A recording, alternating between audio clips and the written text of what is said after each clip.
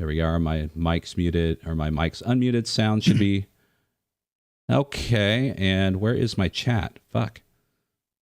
Hold on. Yeah, we're trying to get the audio up. Now the audio should be online. Or maybe not. There we go. Yeah, no, they can hear it now. Okay. Yep.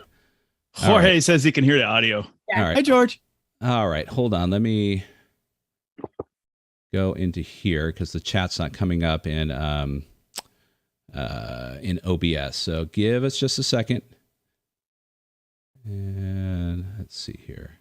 Let me kill that. Wow. All right. Well, Scott's tooling around with technology. Welcome to Titterpigs post GenCon live stream. We are going to totally screw this up in every way, shape, and form because that's what we do best.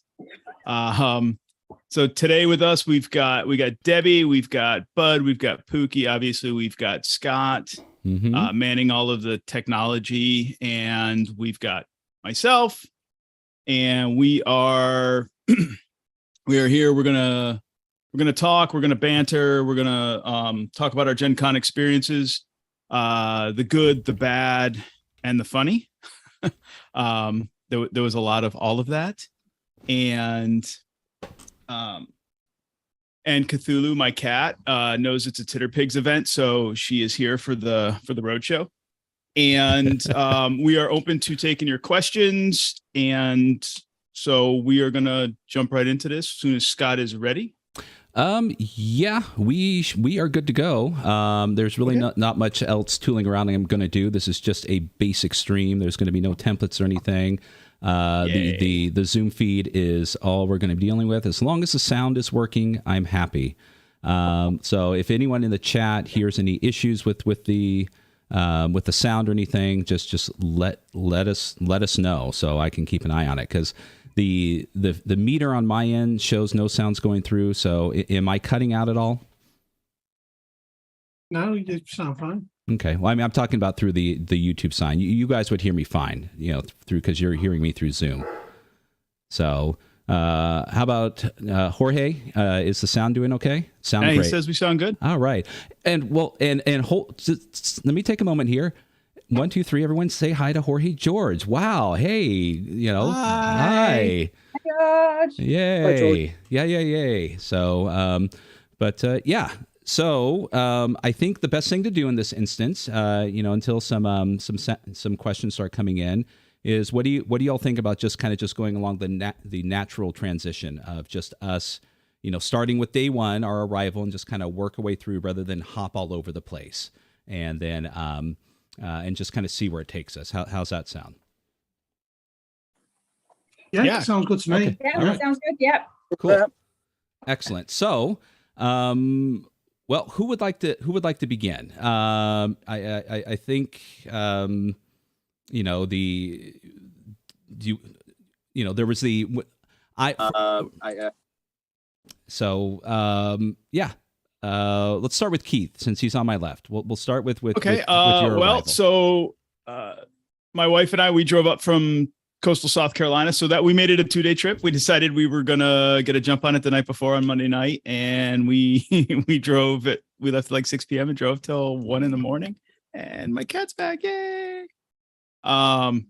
So that was fun. Driving through the Appalachian Mountains is fun in the dark. There's no streetlights, and it's a white knuckling trip. That was great. And yeah, it's a 13-hour trip. It's going to and coming from, and yeah, it's a long ride. If I ever go back, which I think my wife is convinced we are going to, we're going to definitely make it 2 days up, 2 days back. But aside from that, it was uneventful. How about our British compatriots? Well, the thing is, we made it one day there, 2 days back. Yeah, we did. Not intentionally. No. We did not like that. No. The trip back was a nightmare. Yeah. My advice to anybody coming from the UK is avoid Schiphol Airport like the plague. Yep. Duly noted. Okay. So, Scott, how was your trip? Well, let's see. I started off in Kentucky. I was visiting family down south, and then made my way up to Indianapolis the day before GenCon started to pick up our wonderful UK friends here. And so I got to the house first, kind of got situated, made sure that I got the best bed in the house, and laid claim to it, as is the right and privilege of anyone who shows up first. And shortly thereafter, I made my way over to Indianapolis Airport to pick up Bud and Pookie and Debbie, along with Pookie's companion Louise. And I couldn't have asked for a better welcome to the United States when I picked them up. They were literally out on the side of the road, right next to a baggage claim. Shuffling them right into the car, and then that's where the journey began. I heard they were tapping their feet, like tapping a foot, waiting on you. Scott's being kind. We were walking through traffic. I will make clear, it was slow moving. We weren't that dangerous. And I believe one of the first exclamations was, just the size of the highway. Everything is so big, everything's so broad, And then as we're discussing, I typically made the first mistake of the trip and almost missed a turnoff as I was discussing, talking to them, because I tend to be the one who, when they drive a car, my head is this way while the road's right in front of me, and then next thing you know, I'm making a hard left or a hard right to transition. So yeah, that would have been a wonderful start, a flaming wreck on the side of the road. 10 minutes after they got to Indianapolis. You're only telling us this now, aren't you? Well, yeah, he didn't want us to die of fright before we got there. Well, there's a good reason for that. Yeah. So we shortly thereafter drove up to the house, and it was a wonderful duplex. Two condominium type homes sharing the same wall with a doorway in between, plenty of room to spread out. And I think shortly after that, we just kind of started planning, our trip, our visit there with GenCon, but also included some other requests and things from the four of you. Let's talk about that. Yes. So we had a special request. In fact, Bud, why don't you tell us about that special request? We wanted to go to Walmart to pose with guns, but they didn't sell guns. They only had like combat knives. Right. Yeah, this Walmart was pretty sketchy in a very sketchy part of town. The good news was when there were several. It's Indianapolis, so outside of the primary, there's no Walmarts in downtown area. So there's kind of this circular highway that kind of encloses downtown, and all the stuff like Walmart and Target and all these other places that they requested to see and whatnot is maybe about a 15-20 minute drive away. Well, the nearest one to us was perfect because it was a Walmart superstore. And it had 2-star ratings saying that this was the skeeziest and sketchiest Walmart that they've ever been to. And I think Bud's exclamation was perfect. Okay, so along this topic, we did have a question. Jorge wants to know which was more sketch, the Walmart or the Kroger? Oh, Kroger. Kroger? Okay. I never went to Kroger. Kroger. My wife went to Kroger with Debbie, and if Debbie says it was the Kroger, then it was the Kroger. It was definitely 100% the Kroger. The Walmart felt like a normal supermarket, had really nice produce in it, nice people. I've never heard that said about Walmart, but okay. And yeah, it just felt like a normal supermarket. The Kroger felt like a normal supermarket till we got in the queue, and then it was like wall to wall ne'er-do-wells. Didn't the Walmart have a sign on the door saying, "Please don't open carry guns because it scares the customers"? Yeah, I took a photo of it. It was like, no smoking. You cannot smoke, but we kindly ask you to refrain from openly carrying a firearm. Only in America. Yeah, welcome to America. We did record it. It was on my wife's phone, so we haven't posted it yet. We'll definitely see about posting or getting some clips of that. Because they were funny. I mean, my impression of it was, seeing them walk in, just as the doors open, and there's this kind of, if it was a movie, it would kind of pan back and just show this extreme view of Walmart and how big it is, and it was like kids going through that, going underneath the the train tunnel and then emerging on Main Street in Disneyland, and just it was just superb. It was a mixture of horror and discovery.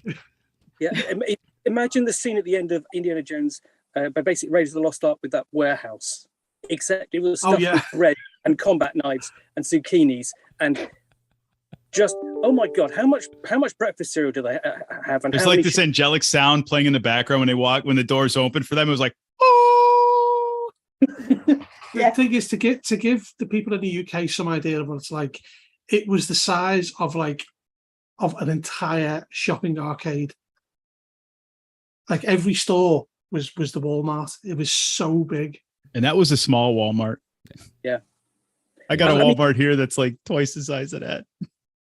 One of the things that did surprise me, though, was sort of like, I could actually buy some decent board games there. They actually had a good selection, didn't they? Yeah, they decent. Ticket to Ride, and a couple of sort of like releases which normally would go into sort of like the hobby industry. And I'm going, really? Wow. Leave it to Pookie to go look at the board game selection at Walmart. I can't say as I blame him. I can't. So James asks, so is it like Lakeside but a supermarket? Yeah, Lakeside's a big giant shopping centre in Essex, isn't it? Yeah. We've got a giant question from Sam. Oh yes, Sam. We'll get to that in just a moment. We're just kind of going through the. We have a lot to say on that. Yeah. Oh yeah. So yeah. That could be an entire show. So Walmart was, other than the highways and coming to America, passing by downtown Indianapolis, and just kind of that was their for most, other than Pookie, their first experience of the United States off the plane.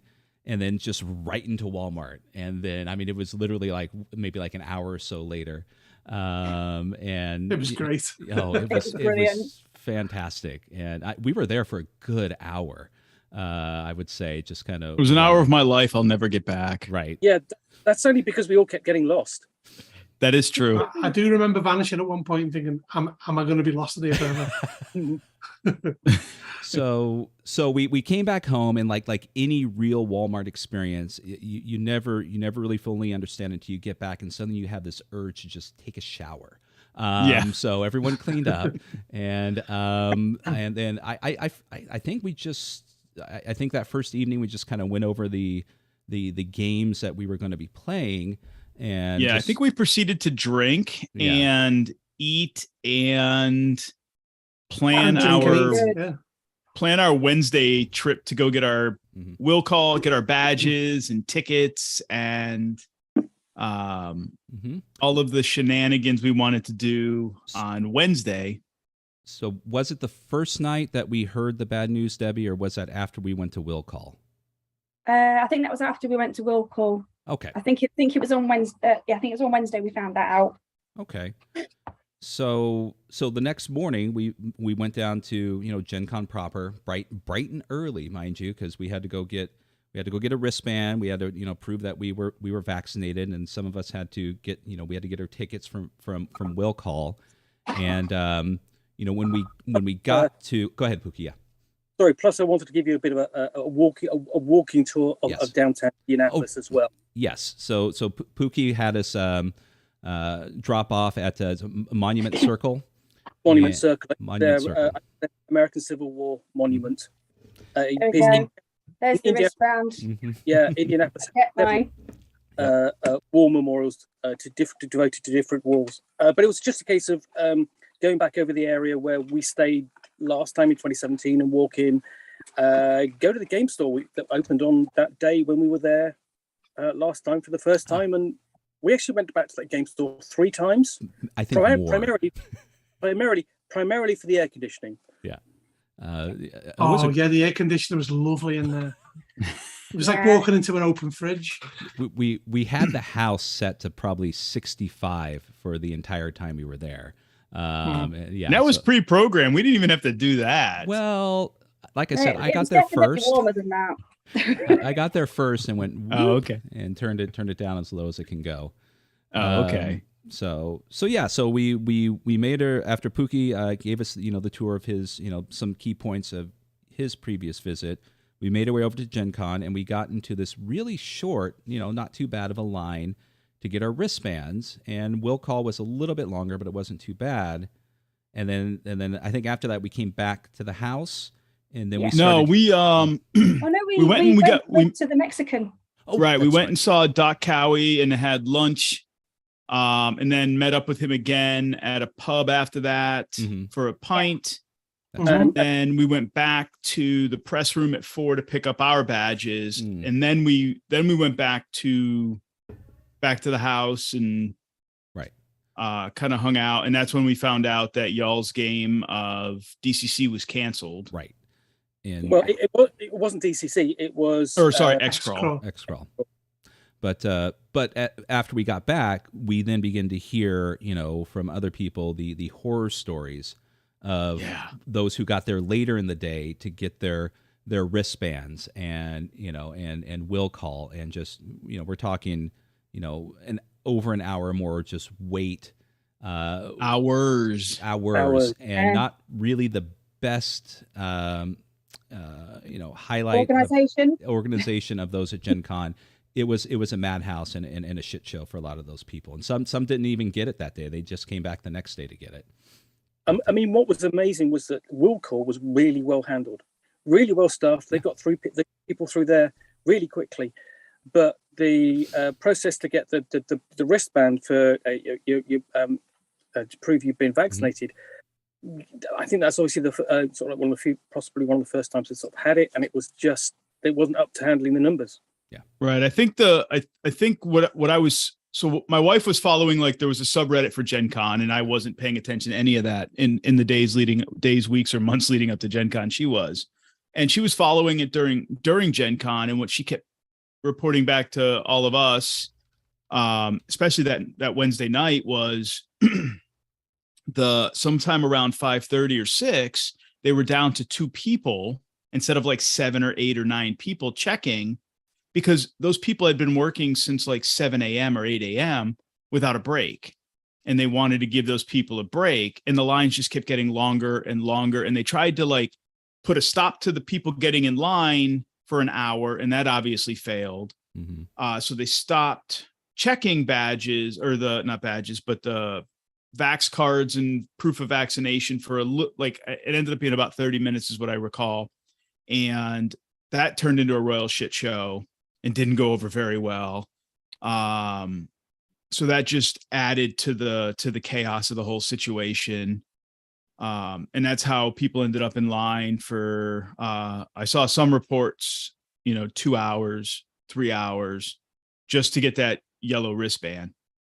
And it was open from like 7 a.m. till 2 a.m.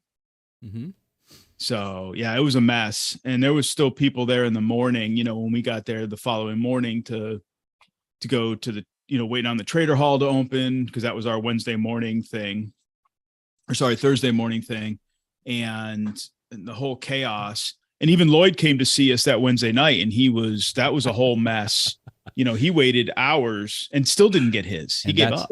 That's a story in itself too. Tell us the message he sent you, Debbie. Oh, yes. He sent me a message saying queuing is hell and I hate everything. Yeah, and he gave up eventually, and then said, then he messaged you and goes, "What's the address of your flat? I'm on my way." Yeah. So bless him. Yep, and yeah. So go ahead, Pookie. No, so what was special about Lloyd's visit was the means of transport. Yes. Knocks on it. We get a knock on the doorbell. The door opens, and he literally collapses through the front door. I think maybe into my arms because I opened the door.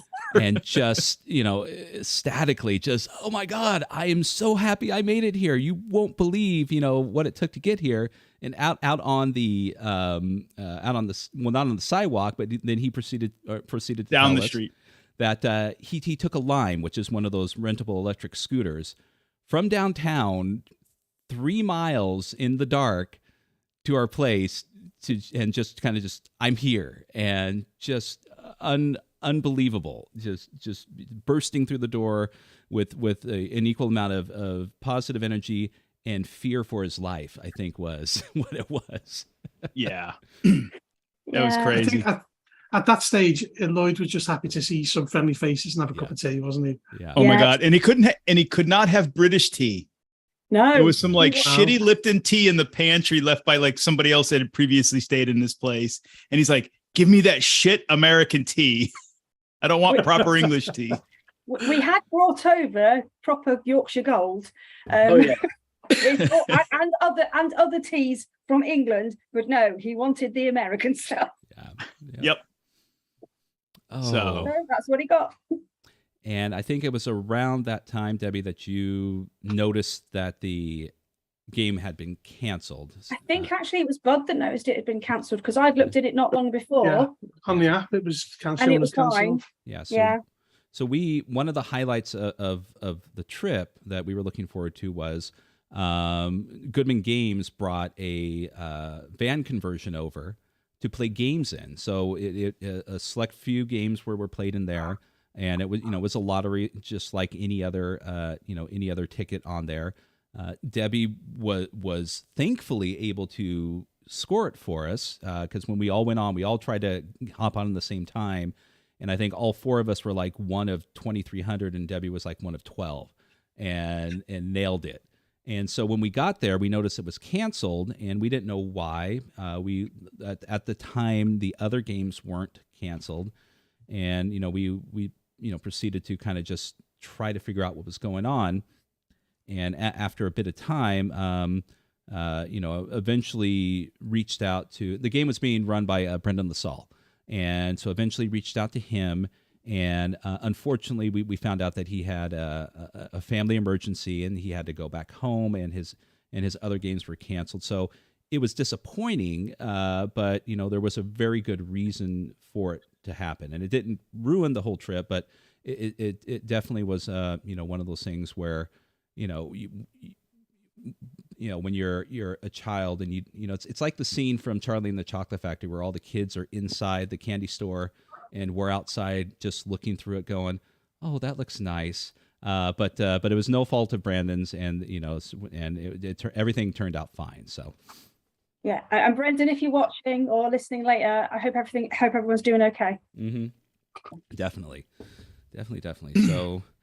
So yeah, our first day turned into a royal shopping spree on Thursday, since you guys didn't have that game, and needless to say, we all bought a lot of stuff over the course of 4 days. Yeah, I don't think I bought anything on Thursday because I was demoing in the morning. Oh, yeah, that's fair. I bought a lot of stuff all 3 days that I was there, because I didn't stay Sunday. The wife and we drove home on Sunday. So yeah, I bought a lot of stuff. My wife outshopped me, which was not surprising. Yeah. She bought art and stuff like that. So yeah, but you did well. Yeah, to go back to that Thursday, I mean, what was it like for you guys at the 10 o'clock just before it opened? I mean, what was that experience like, the trade hall opening? Oh, Keith, you want to start? It was all right. Yeah, or Bud, yeah. Good, Bud. It was just the opening was all like big kind of countdown and all that, and it was very American. Let's just say that. UK Games Expo would be like, open the doors, go on then. It'd be very much different. And the trade hall was just too big. There's just too much things. I went through it 3 times, and I know there's bits of it I didn't see. Mm-hmm. Yeah. True story. And it was just huge. Likewise.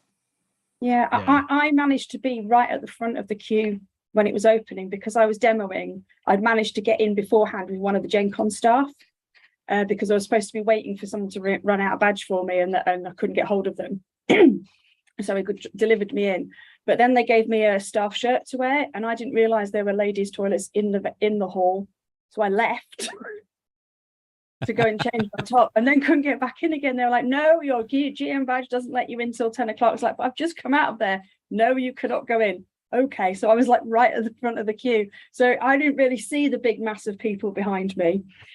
But I did like the speech of "Do not run, do not push, do not shove, or I will take your badge away from you, and you'll spend the rest of your convention thinking about your poor life choices."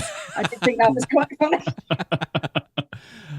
No, it's interesting to see the mass of people, and the chaos that is people waiting to get into the trader hall, because they're all trying to like rush in and go get those like con exclusives, because there are things that are released at GenCon, limited edition things, or things that traders, vendors, publishers only bring out to GenCon or Origins, these big shows that they don't sell on their websites or they don't put into trade. They only come out of the vaults, as it were, for these big shows.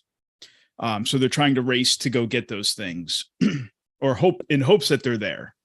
The thing is, well, we did that. Yeah, they're trying to race at walking pace. Yes, they're power walking, speed walking. Yeah. But it's in the spirit of being in that mass of people waiting, because you've seen the photos online of just like, oh my god, that's so many people. But being there, it's actually all right. Everyone's friendly. They're all standing there in anticipation. And the thing is, you would think, okay, because they've been admonished not to run, there's a sense of urgency, but not desperation. Yeah. Right. When the doors open, like, so just as the doors were getting ready to open in that 30 minutes leading up to it, there was a lot of people, but it wasn't like assholes to elbows. I didn't feel like people were like elbowing me in the back or, pushing us and shoving us. I mean, people walked by, people we knew and stopped, and, group hugs and conversations. We could talk to people, and, I mean, heck, Bud had a FaceTime with his family there. I mean, it was, you could do those things, and people were still traversing the length of the corridor in front of the trader hall without too much trouble. Right. I mean, the queue for the consignment shop and the auction hall, which was right next to the consignment shop, which was directly behind where we were standing. They were queued up, and all of this stuff was still happening, and it wasn't gridlock. It wasn't like, New York City where rush hour traffic where nothing was moving. Right. Or what is it? The 605, Scott? Yeah. In California? It's everything. Yeah. Okay. I mean, the consignment hall was actually, it's for UK watchers, is equivalent of if they're bringing by. Yeah, that was crazy. That was the queue that seemed to move the slowest and never went down at any point. Yeah. It was always a certain length. Mm-hmm. Yes. But it actually did go down a few times, I saw. But the funniest thing was that somebody did a little cardboard sign that said, "This is the end of the queue." Yes. Okay. And the person at the end of the queue was holding this sign. And whenever anybody turned up, he'd hand it to the next person along the line. Just pass it down. Pass it down. And that kept up all the way throughout the convention. Yeah. Or you do like me. Scott was standing in line, and I just walked up and started talking to him and just stayed in line with Scott. Yeah. There was that inevitable where you kind of turn back and go, do you mind if my friend cuts in? And of course, the person in the typical reply says, "Yeah, I don't mind, but these 45 people behind me might." Just, kidding, Keith. Yep. In the UK, there would have been a chorus of Tutton. Yes. There really was. Apparently, we Americans don't know how to queue, I think is what the comment. We don't know how to tut, and nobody was paying attention either, so it was okay. Well, you definitely don't know how to make tea. Yeah, well, that's to be honest. I'm reading two spoonfuls of Lipton in the cup, stir it, microwave for 30 seconds, and you're ready to go. You're golden. I'm just speechless. Yeah. Well, real quick, my initial impression, while we were waiting there in front of the vendor hall, was similar to everyone's here, except the moment where Seth Skorkowski and Jorge rolled up on us, and suddenly began the realization that everybody there is taller than me. Well, except Keith. But just, Seth is tall. Lloyd is tall. There's a lot of these people. I'm not. where you just kind of see them online and you get a general impression that, well, maybe, they're my height or average, but, so many people were just so much taller. I mean, I'm not short, but, I'm 5'11", 5'12" with the hair on a good day. But it still was just, to see when we first met Seth, just kind of like, oh, wow, he's a tall man. Is that his height or his star power? Yes. He was wearing hiking boots, so maybe he was cheating a little bit, but he did bring a handler with him, so he did bring his handler. Yes. So props to Jorge for being a good handler. Yep. It's either Jorge or George, and he doesn't mind either. Yeah. Okay. George, So no, that's just weird. I know. So I guess while we're on the subject of the vendor hall, we'll kind of we'll stick there for a moment before we move on to other things. So maybe each one of us, was there a particular interaction, good or bad, that you had or experienced there in the vendor hall, or what was your maybe that, or what was your favorite booth or person that you spoke to while there? We'll start with Keith. Oh wow. Bus coming. Favorite thing or person I talked to, or maybe just an interaction, something you saw. I mean, just something. God, I don't know. That's a tough one. I How are the toilets? Well, no, it's just hard. Asking for a friend. Well, no, it's hard to take it all in. I mean, there's so much. I think the coolest thing I saw, I think for me, the one thing that stood out that I'm super excited about, that I wasn't able to buy because they weren't available to buy, was called, is it Nations and Cannons? It's a Revolutionary War game that uses the 5th edition D&D rule set. Not that it's Dungeons and Dragons, but it uses the 5e rule set but it's Revolutionary War. Being a history nut, that one was super exciting. I enjoyed talking to those folks. Yeah. And I think it's Flag Bearer Games. I enjoyed talking to those guys and gals, and it was just super exciting to talk to them. They're really passionate, and they're really deep into the research, so it's super historical. That one was really fun. That's the one that's like super memorable to me. I mean, I enjoy talking to a lot of other people and meeting a lot of other folks in the industry that I've worked for or that I have interacted with socially through a variety of social media or whatever, emails. But that's the one that stands out for me. Okay.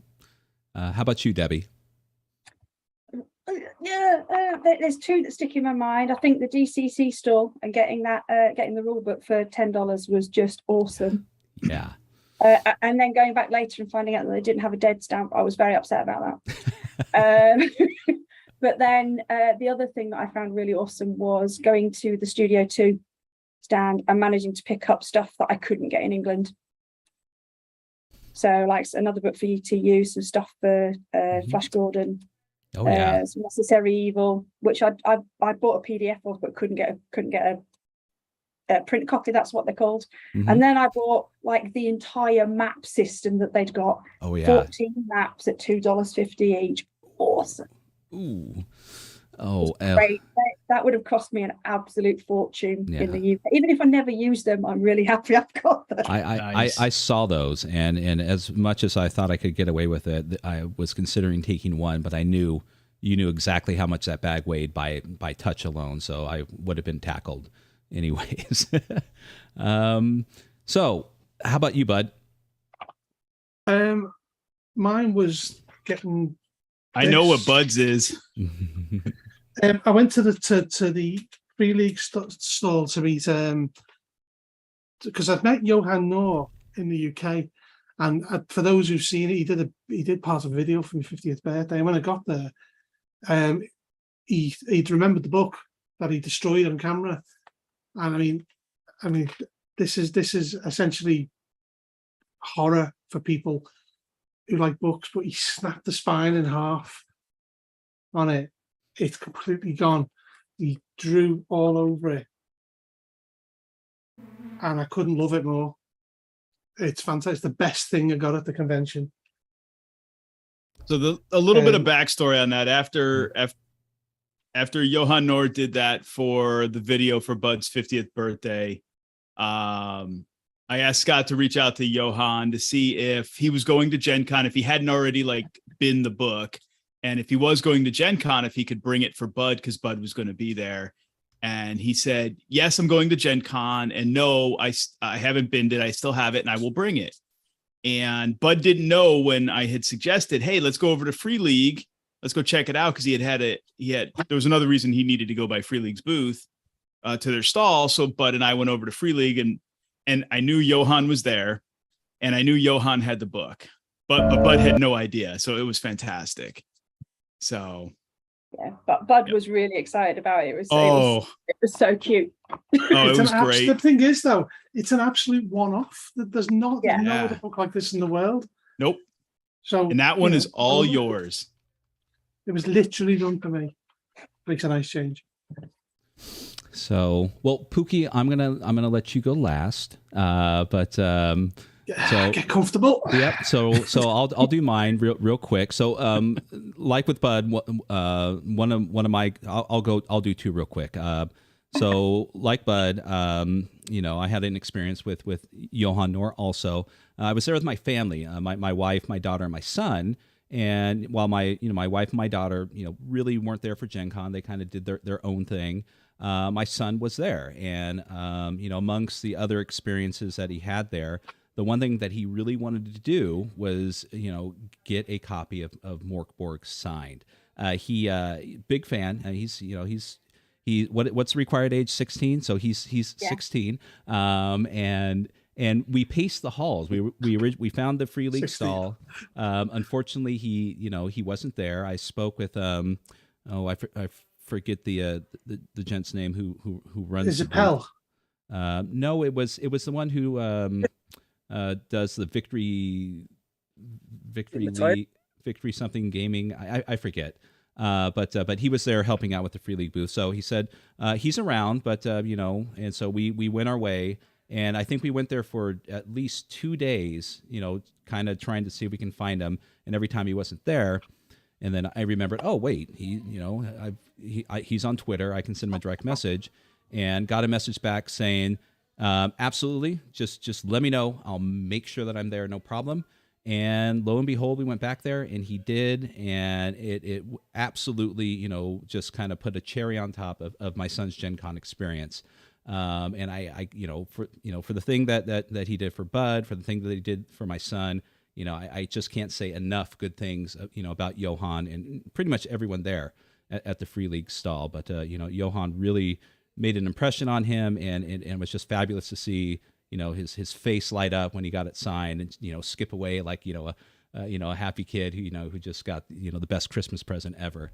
And then one other thing I'll touch on real quick. We were wandering. This is like, I think, the last day. And, as Bud mentioned, there's just so much in there. You're not going to see anything. And in the corner, kind of near where the Modifius booth was, which is kind of in the far right-hand corner, there was a small little booth with which had the Bracalonia games displayed. And forgive me, I forget the publishing company who did it. But as we were walking by, there's these two people there, a man and a woman. Don't know if they were a couple or not. But as I passed by, I looked down at that, and I gave a smile, and they're like, ah. I'm like, oh, I have Bracalonia, big fan, big fan. And I stopped and I turned around. I said, by the way, there's several other people who really love this. They think it's one of the the best settings out there. For the 5e rule system, absolutely just adores what you did, and they lit up. They were this Italian, man and woman, and just had a wonderful, just heartwarming exchange between them. They seemed so happy to know firsthand that people were out there enjoying their game, and it felt nice just to kind of just see that and just make their day, and kind of like, I'm like, if I knew you were here, sooner, would have come by and, and said hello. And, and then they gave me a little, pamphlet just so everyone knows. So their next game that's coming out is going to be an RPG that's based around, an Italian crime heist setting thing. So something to look forward to. But but yeah, just going, and I'm not even going to try to do, an Italian accent, but, they just lit up, and they, it was just wonderful to just see that. So yeah, those were my two highlights as far as the vendor floor is concerned. Nice. So, okay, Pookie, you got to keep this to like one or two things. I'm going to break that automatically. No, you're not. Okay, right. I'm going to do three things. First, it was great to see all the people. I got to meet Daniel Fox of Andrew McMeel's Publishing, publisher of Zweihander. Finally, after 5 years, 6 years of working on the game. Second, it was great getting Bud to go and speak to Kelsium. And my last experience, was the encounter I had at Palladium Games, where we had a difference of opinion. Because you're walking through the... Hold on, I need to go get popcorn.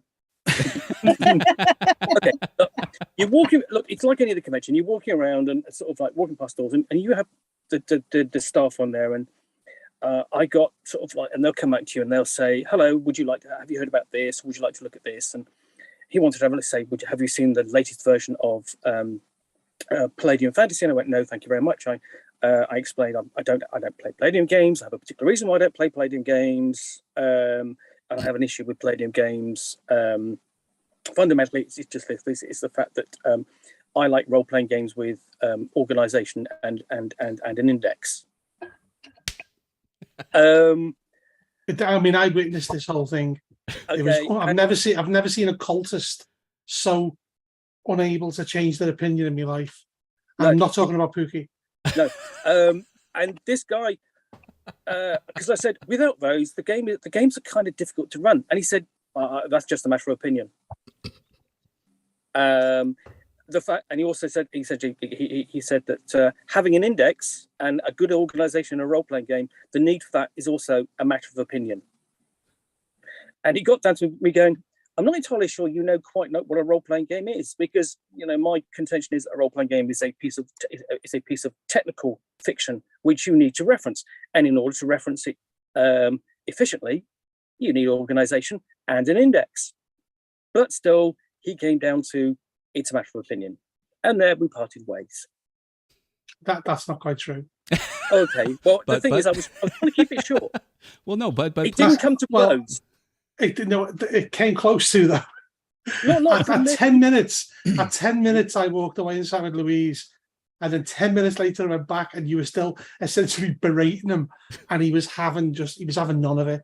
There was no way you were going to convince him you were right. It was hilarious. I did give up in the end.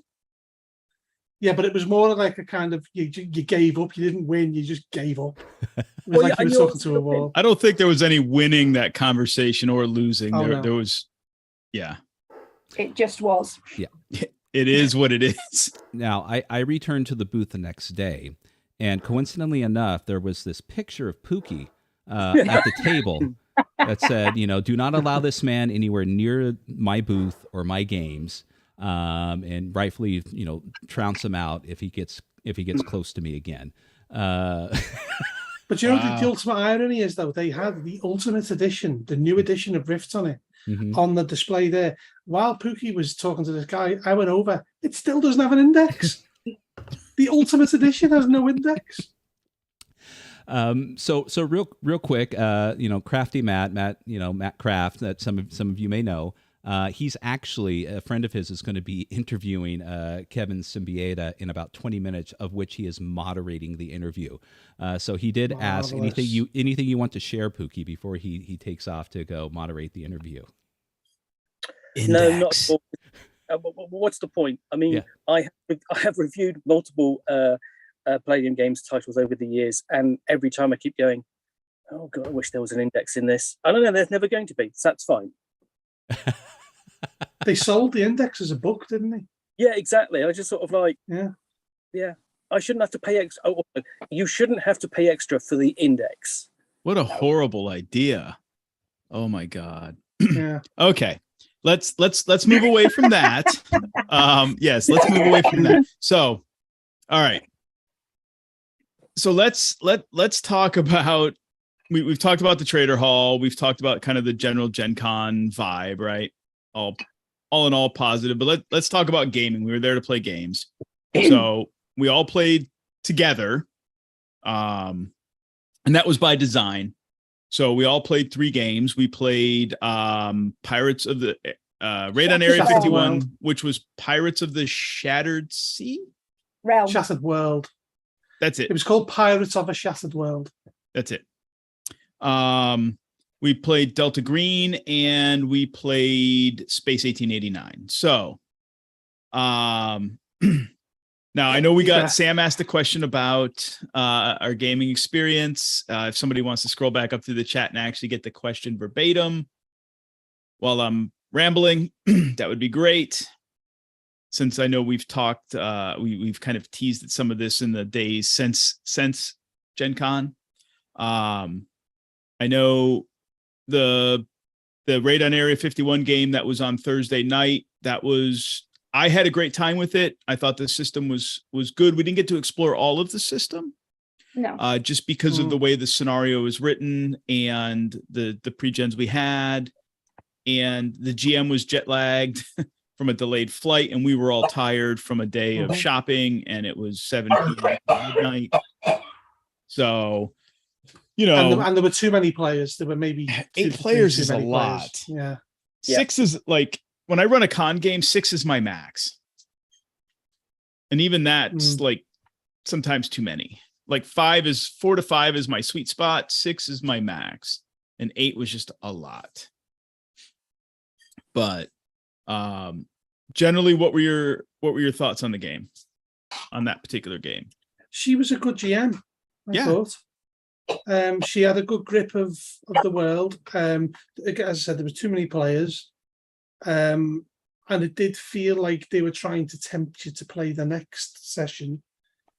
Right. But yeah, I had a good time. I thought it was decent. Okay. And apparently it's influenced by Moorcock and the Shannara books. The world. Yep. Yeah. Scott, you're muted. Scott, you're muted. Yeah, I really like that game as well. I think that scenario had the potential to be really great. I think it was quite good at the table. But because of the way we undid the puzzles, we missed out on all the combat, so we didn't get to see that part of the system. Now, I quite like a con game without any combat because it's unusual. But I think the rest of the table might have preferred some combat. Yeah, agreed. Sorry, Scott's still muted there. Still muted. God, just just reselect your mic in the in Zoom. That's probably what it is. It was all in all, it was a good game. I enjoyed it. She was a great GM. I was going to say, what we could see from the sort of like from the characters that were in play, that the game does support a lot of character ideas and options. But we had too many at the table, so it was kind of difficult to really role play or game very much because you had to give time to everyone. So, I mean, my character was essentially meant to be budding up with another character, and we really didn't get a lot of chance to bounce off each other. Although we were both me and the other guy, we wanted to do it. It was clear that we were clear to work. We wanted to work together. You did seem to be working together. I remember you playing off each other in the game. Yeah, so it might just not come. You might not have felt it, but I picked up on it. So that was quite good. I liked it. If they'd had it in hard copy at the convention, I would have picked up a copy of it. Oh, sure, yeah. Yeah. But it's only let's talk about Delta Green because Scott wasn't there, so it gives Scott time to fix his microphone. Yeah. So Delta Green was on Friday afternoon, and what was Bud? You brought it up. So what was your impression? Well, as you know, I don't get to play Delta Green very often.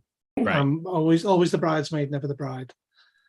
And obviously, I read well, nearly every scenario that's been released, I've done full breakdowns and reviews of. So it was nice to actually be the other side of the screen and not know anything about the game. And we had an absolute blinder. It was fantastic. It was literally a blast. Yeah, It really so was. many great things, kidding. and the GM was great. He really got it. He really, we never stumped him at any point with anything we did. He always kind of kept the flow going, and I walked away happy from that.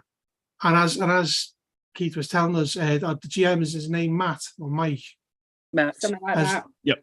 Yeah, I walked away and later on wished that the cat had said, "Can we stay in touch?" Because he was a good GM. And I wish, he's there. He's in the chat. Yep. Oh, hi, Matt. Yep. There he is. Oh, hi, Matt. Hi, Matt.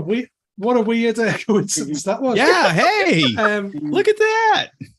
I mean, one of the great things he said afterwards, he'd run the scenario the previous day, and he said, "You guys are doing exactly what everyone else, the group did yesterday, but your plan is the platinum plan." Yeah. Yeah. It was awesome. And the roles really helped as well. We were either critting or fumbling. And I the killed crits Debbie's were character. awesome. Yeah. I have never been so happy for a character to die because it worked so beautifully. It was wonderful. I failed a roll. I winged Keith a couple of times. Oh and then yeah. I got killed, and then Keith tried to save me with first aid, but fumbled and properly killed me. It was. The bad guy got blown up with his own booby trap with a fumble. Oh, it was wonderful. We're gonna have to find each other on Twitter now, Matt. I don't. He's not on Twitter. I don't think, is he? But he's on Keith's Discord. Yeah, he's on my Discord. So yeah. So let's talk about. Let's touch briefly on the last game, and I mean briefly, because I mean categorically, it was the worst game any of us have ever played, ever. You mean it is in my top 3. Yeah. Do you mean briefly like the guy we were gaming with? So hold on before we get to that, because I want Scott to weigh in too. So Scott, how's your audio? Let's see. Can you hear me? Nope. No. Okay. Continue on. What you're gonna have? You should be able to drop out of Zoom and then pop back in. Okay. It shouldn't mess up the YouTube stream. All right. Hopefully, it doesn't mess up the YouTube stream. No, it won't. It shouldn't. Oh wait. We'll find out in a minute. Oh my god! I've just seen a post from Crafty Matt saying one of the hosts is going to ask Kevin Sambida about the index for me. Wish him. Hold on. Jorge says they can still hear Scott. Like from a He's distance. lying. Talk, Scott. How about now? Yes. Yay! We You're got back you on. back. All right. There we go. Okay. What the hell did you do? I unplugged the pile and just plugged it back in the USB cable. Okay. So it just okay. Did you see my chat messages to do that? No, because I was doing what I do best, IT work, and I was in the zone. Okay. So, I said unplug your USB cable and plug it back in. Switch it off and switch it back on again. Okay. I'm the IT boy. I'm the one who does tech support. Okay. Yeah. Okay. Yeah, we got it. We got it, IT boy. Okay. So before we go to Space 1889, did you have anything you wanted to say about the Friday night game? Yeah, I mean, I threw a link in there for those who were interested in it, and it as mentioned, it did carry this Shannara kind of vibe to it. I really liked the game setting. The book looks interesting. As stated earlier, I mean, there was just too many people at the table for her to like kind of wrangle cats and whatnot. And unfortunately, I think you also mentioned that we were just absolutely exhausted, so we really didn't bring 100% to the table. But you know, the GM was fantastic. She did an excellent job kind of keeping us there. And it does what any good game does. We were completely unaware of it. You know, Debbie signed it up because, you know, we wanted to try something new and different, not just, you know, play something already done. And it really did what it was supposed to do. It made us all interested in it enough to seek it out and, you know, potentially get it. and I look forward to it, coming out, in physical form too. But I mean, what's there? It's very hard to mess up a post-apocalyptic game in a world where you play pirates.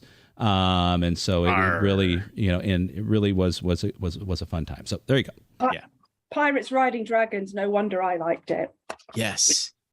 Real quick. But just to clarify, that was the Thursday night game, not the Friday game.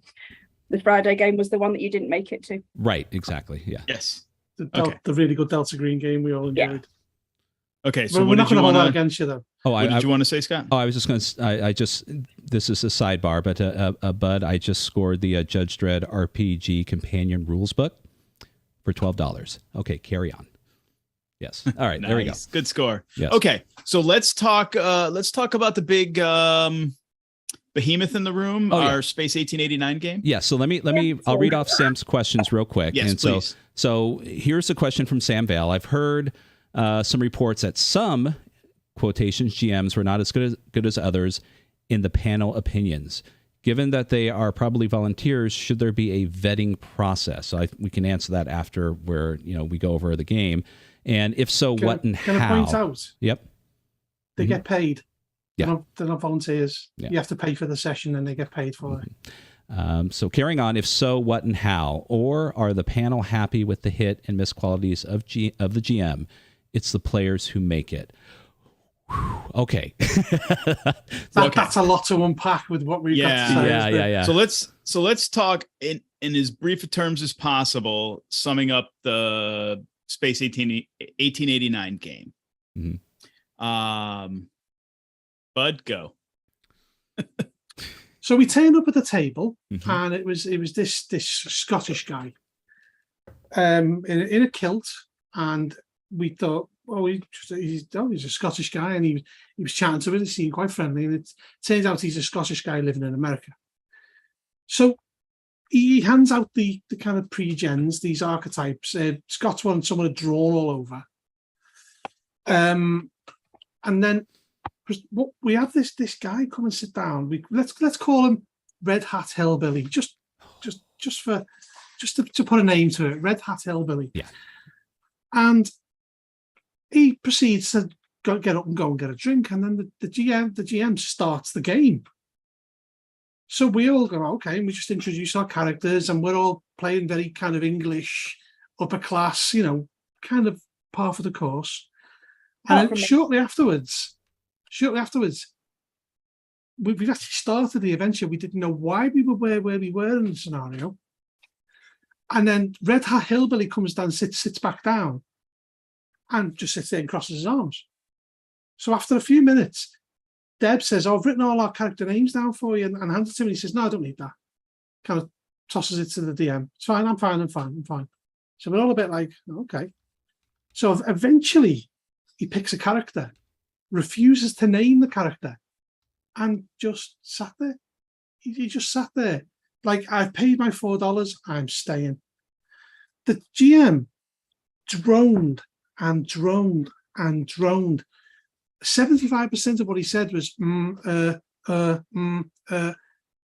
didn't know what was going on in the scenario. We didn't know what we were meant to be doing, why we were there. Every time we tried to role play, he would just carry on and talk over us. It got to the point where we had a WhatsApp group that we put together for GenCon so we could all stay in touch. We were messaging each other throughout the chat saying, please stop. Please let this be over. Pookie actually sent us a message saying, I don't know what was more relieving, go in the toilet or being able to walk away from that game. Okay. Pookie and Keith started rolling their eyes like they were going to fall asleep. Pookie did fall asleep. Yeah. It was just, I was sitting there going like, it was like water torture. And we paid for that. Red Hat Hillbilly, then when there's the promise of combat perks up, and he's like one of the most annoying people I've ever met in my life. A space invader. Oh, but that's not all he does. At one point, he got so bored, he whips out his phone and starts browsing porn on it. Oh yeah, I got to watch it. I was so glad I was sat the other playing, side of him, not so I couldn't see that. I was seated right next to Red Hat Hillbilly boy. Yeah, and Our phone buzzes and we look down and it's a message from Keith. He's looking at porn on his phone. And it was like somewhere between like soft and mild porn. I mean, it wasn't like full on, but he wasn't hiding it. It was literally, lean back in the chair, arms extended, just right there for the whole world to see. Yeah, like he needed reading glasses to see what was on his phone, kind of thing. Yes, James, for reals. Yeah. The GM had no interest in listening to what we had to say. It was like he literally picked up the scenario for the first time at the table and started reading it. No wonder whoever it was drawn all over that character sheet, because they must have been bored out of their minds. Then it got to a certain point. Sorry, go on. I was going to say he literally was reading it out of the book. Yeah. Mm-hmm. It was horrendous. I will never get that time back. Yeah, it took us about an hour and a half to learn what we were meant to be doing, which was basically looking for a missing Martian boy. Mm-hmm. And it's sort of like the first thing is sort of like we learned, he spent time in a circus because he can levitate. Brilliant. And I'm thinking, where's the nearest circus? Do we go look for a circus? I wanted to run away and join the circus. It would have been more entertaining. Okay, but then we're missing the bit about 10 to 12. The session was till 1, about 10 to 12. He actually pipes up and says, "Oh, I don't think we're going to get this finished in time. Are you guys okay to extend?" You've never seen us all lie in someone's face so quickly. All of us went, "No, we've got it." We all whipped our phones and pretended to look at the GenCon app. Okay, it was worse than that, because the point was that sort of like what he said. Okay, yeah, I want to check this out. Hopefully nobody's got anything they've got to go to at 1 o'clock. And we all went, it's just like we are now. Yeah. We're all like, oh, we're looking at our phones. We're like, oh yeah, sorry, we do. And he's like, hopefully it's not too far away. And I looked at my app. I pretended to look at my app, and it took me a second. I'm like, well, I got JW Marriott, which is like the furthest hotel I could think of from, because we were on the field of the Lucas Oil football stadium. Yeah, about halfway across the football field, which means we'd have to go traverse that through the tunnels, back up into the convention center, all the way across the convention center. Mentally, I'm thinking the longest route possible to the JW Marriott, up some escalators, up some elevators to this hotel room that like imaginarily didn't exist. Mm-hmm. And I'm like, yeah, I'm in the JW Marriott for my next game. And he's like, okay, we'll try to wrap it up like at 12:30 to give you time to walk there. I'm just like thinking to myself going, thank fucking God. And then that's when I realized there's a clock up on the stadium seating about 2/3 or even further up on the seating. And then I just start, okay, thanks, Kat. I start fixating on the clock, and it's just like tick, digital clock, tick. I'm watching the minutes like tick away, and I'm like, oh. But it is the best of it though. Oh, okay, no. well, hold on.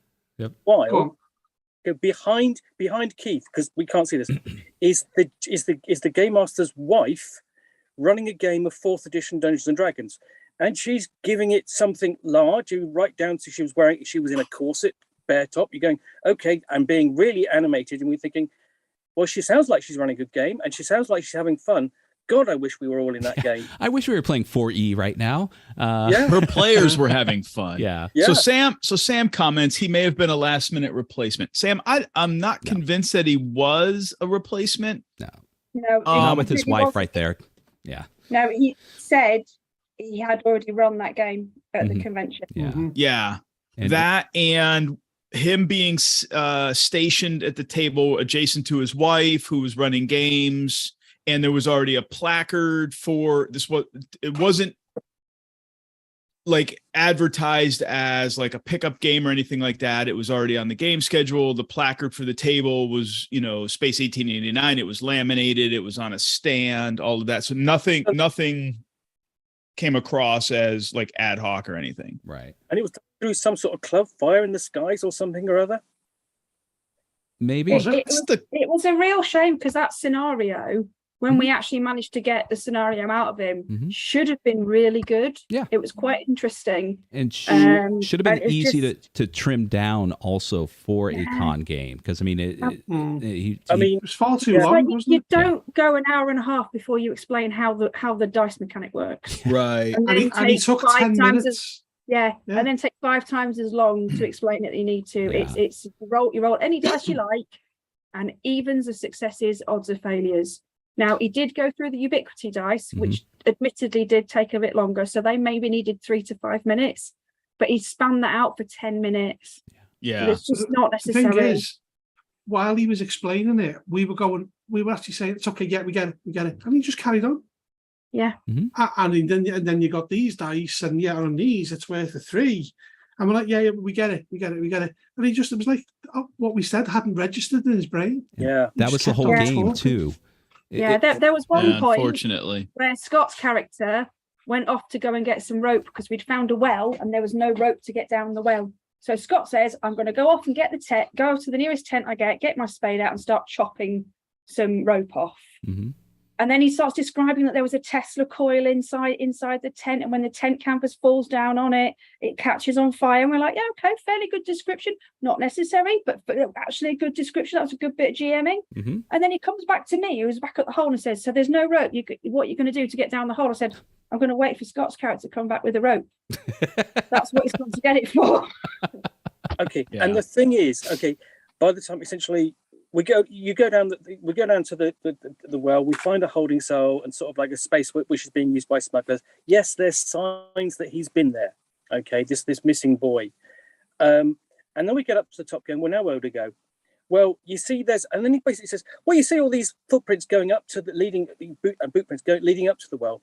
But there's only one, there's an odd set leading away, which has got like the 3 toes of your Martians in Space Odyssey 9. And we're going, what was the point of going down the well if we could just done a tracking roll to locate that track going away?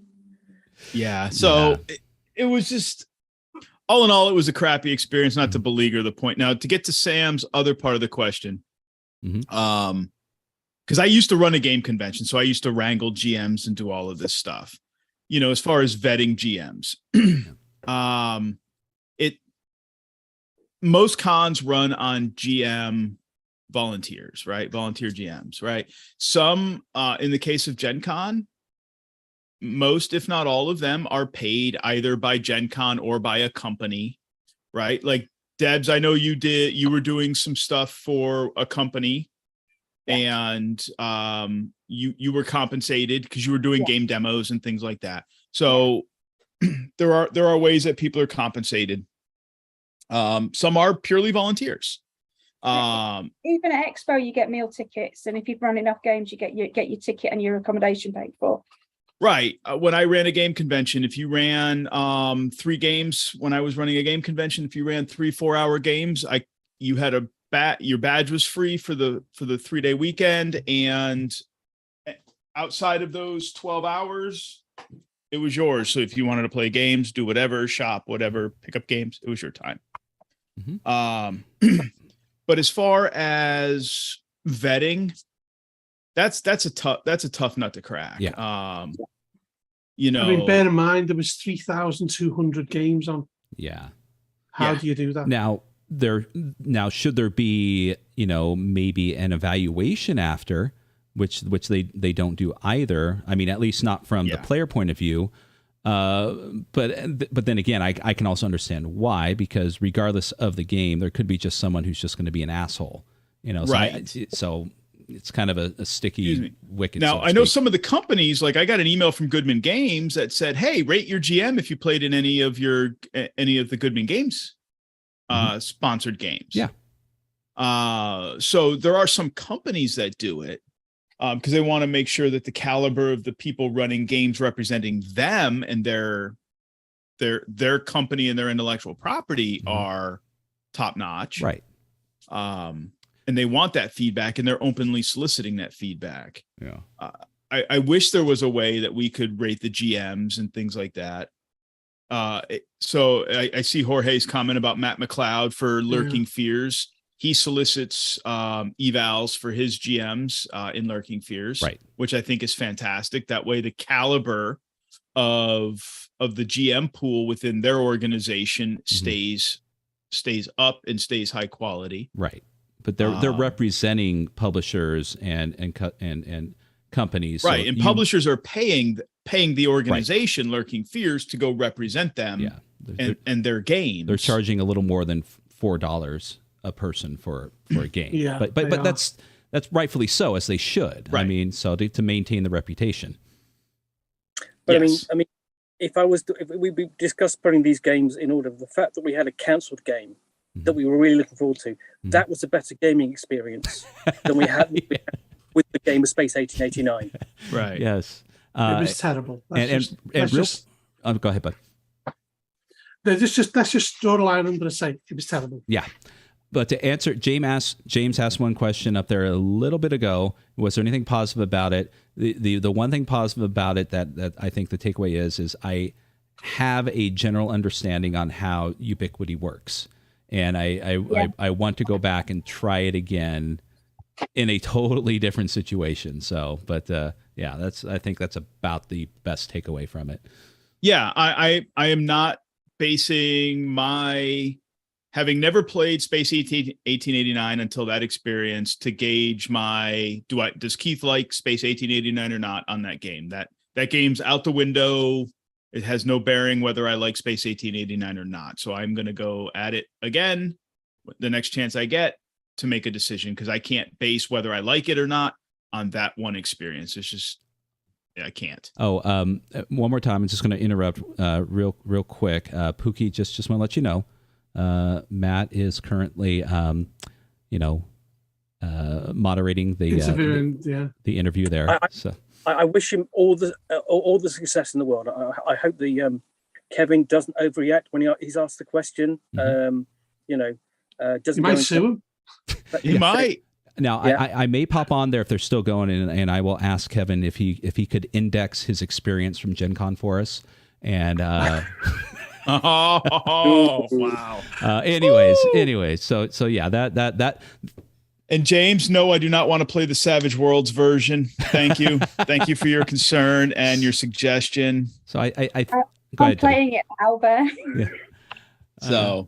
So I think that was that was pretty much, really only the negative experience, so to speak, I think we've had at GenCon, other than just general exhaustion. Outside of that, all of my GenCon experiences were great. My wife had a good time. We're looking at maybe 2023, but definitely 2024 to go back.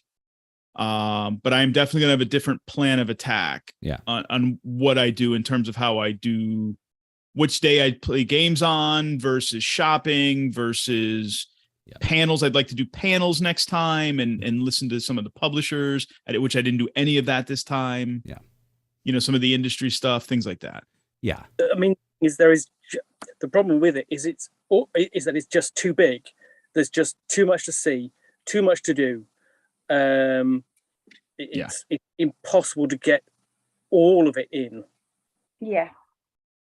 Way too much to do. Way too much. Yeah, it's overwhelming. And from speaking with I met also a couple friends there that I game with online that I got to meet in person for the first time, and a lot of them, they're old hats to GenCon, and even then, it still seems like every time that they return, it tends to be the same. It's just overwhelming, too much stuff, just coming to terms that you're not going to experience everything. Yeah. But don't let that freeze you in place. Just try your best to do what you can. Make some plans, but don't make concrete plans. Go with the flow. And they kind of say the experience is going to be different every time, but it's still overwhelming and exhausting once it's all said and done. But worth it. Yeah.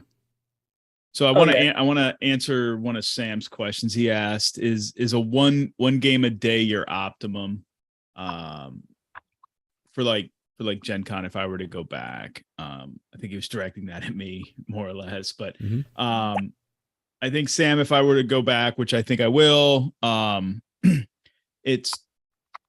think I would do one day of gaming. I think Thursday would be a Trader Hall day. And then I would just chill that evening and maybe catch some panels or do a comedy show, because there's all that kind of stuff too. And film fest and all of that stuff. I would do some chill stuff in the evening. When the Trader Hall closes at 6, it would just be like party time. Friday, I would probably do 2, if not 3 games, but probably 2. Saturday, I would not do a 9 a.m. fucking game this time. I would sleep in. I would do like a 10 or 11 o'clock game, and I would probably do like 1 game on Saturday, and then kind of take a chill afternoon and do some panels, because I know Saturday afternoon is when they do a lot of panels and those kind of things. And then Sunday, I don't know what I would do. Yep. In the smaller conventions, it's all about the games. Yeah. So it's like it's games all the way, and then you can look at the little stalls that they've got in the gaps in between games with no problems. But can't do it at GenCon. You wouldn't be able to do that at GenCon, no. And I'm almost glad that the Brendan LaSalle game was cancelled. I really wish it happened, and I really wish the reason for it being cancelled had not happened. But I think it actually turned out to be what's the word? A lucky happenstance in the end, because I wouldn't have even looked at the trade hall on Thursday otherwise. Yeah. Because I was demoing in the morning, and I demoed Friday morning as well. So for me, having then 2 games on the same day would have been too much, I think. Yeah, I would imagine so. Yeah. I mean, for me, I had to fit in a couple of social events as well, because I had the Diana Jones Awards to go to, and we did think about going to the Emmy Awards, but in the end, we didn't. And I think that was that was sort of like, that was a good break, a great time on the Friday night instead. Right, because we watched them on TV, and we streamed them at the flat, and then we had we sort of watched them, and then we had Seth and Jorge at the house, and if there was one recommendation I would give to GenCon is throw away that 720p webcam that you had hooked up to an old compact laptop. And when you stream the Ennies next year, upgrade your tech a little bit. It just wasn't good. Surprising, because in previous years it's actually been pretty good. Yeah, it has to be fair. Yeah. I couldn't hear anything that was being said. It was ridiculous. Yeah. Then of course we had some good eating and some bad eating experiences as well. Yeah. Oh yeah. That steak on the last day. Oh, that was amazing. I'll let you guys touch on that. Yeah. What was your comment, Bud? On the convention hall food? Oh, it smelled weird. Yeah. I don't know what kind of janky imported from the darkest depths of somewhere odd oil they were using, but it just smelled weird. But the Mexican food we had in Nada was lovely. And the stuff we had on the last day at Weber Grill. The Weber Grill was just with Doc Cowie and his Sherpas. Yeah. And just so you know, Bud, I worked in the fast food industry when I was younger. That smell and that taste of that oil you were talking about, that's just the oil from the previous day. If you're lucky, we'll clean it out on the 3rd or 4th day. It just smells wrong. Cooking oil smells disgusting, and you can't get rid of it. I worked for a company that delivered cooking oil and reclaimed the stuff that you throw away. I went out on a delivery round. I stripped off as I was getting in the house. There was clothes everywhere. Anyway, I think we need to wrap up, don't we? Yeah. So couple things we didn't touch on. We'll just maybe just make a comment on is another highlight was we were lucky enough to have Seth Skorkowski over to the house with his friend Jorge. That was an absolute delight. We had a grand old time. There was a lot of silly videos going on. And but definitely feel like that, and he, Jorge's in the chat or still is, that we made another friend, and don't tell Seth, but I think some of them like Jorge a little bit more. And of course, Seth likes his rum, so we'll leave it at that. And then of course we had Doc Cowie over the house last night. Which was great to have a chat with him. And then Lloyd, we had our old friend Lloyd. Met our old friend Lloyd on several different occasions. I got to connect with some friends there that I've only seen online, like you all here. And yeah, I think you nearly said your lads, didn't you? Yeah, you know, you all, y'all, like y'all. Yeah, we also got to try biscuits and gravy. Yes, biscuits and gravy. Check out the video. I got to try beans on toast. Beans on toast. Beans on toast are infinitely better than biscuits and gravy. Nah. I'm going to trade. Go ahead, Debbie. Go ahead. So the biscuits and gravy looked and smelled awesome. If I didn't have a ridiculously finicky digestive system, I would have scarfed that down. Yeah, I should have used that excuse. Too late. They're the best scones I've had in America. Oh my God! Stop. And Pookie. And of course, it wouldn't have been GenCon without the head cat wrangler herself, Keith's wife. I don't think we would have kept our heads on straight for a lot of it without Janelle there kind of keeping us focused. Mama Janelle. Yes, Mama Janelle. Mama Janelle. We should also thank Julie for finding the duplex as well. Yes. Julie found the duplex. That was a jewel. Yeah. That was beautiful, that house. Yeah, it was a nice place. And yeah, I've done a video of that as well. For the most part, you know, obviously, I think everyone here follows Pookie. But if you want to see most of the videos, you know, it's on Pookie's Twitter, or if you're on Facebook, he has them listed on there too. There's a set of videos that you can ignore and just, in fact, just delete, and they will never be spoken of again, Pookie.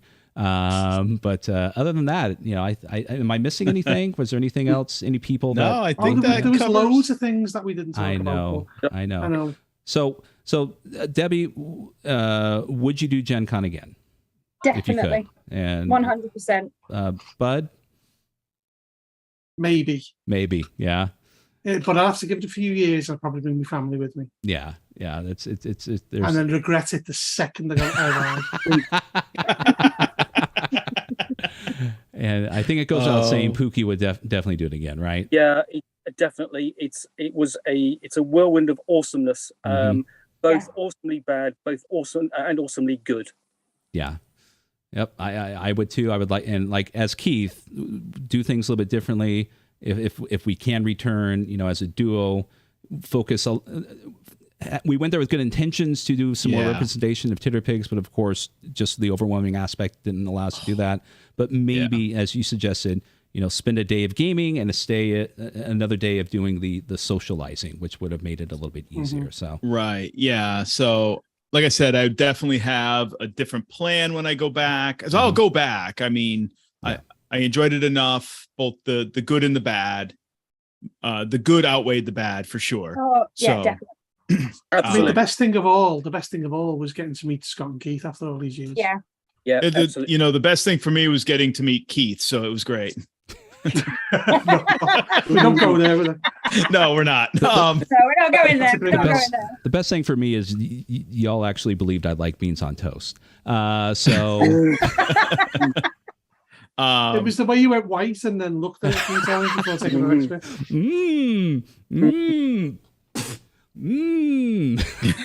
You absolute Yank heathen. No, it was good. I could choke on a McDonald's.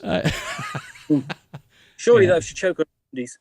But tea cakes rule though. Those things were awesome. So yes, give me those were the fucking bomb, man. Those were good. That's Tunnock's tea cakes for anybody in the UK that's watching. Right. Yes.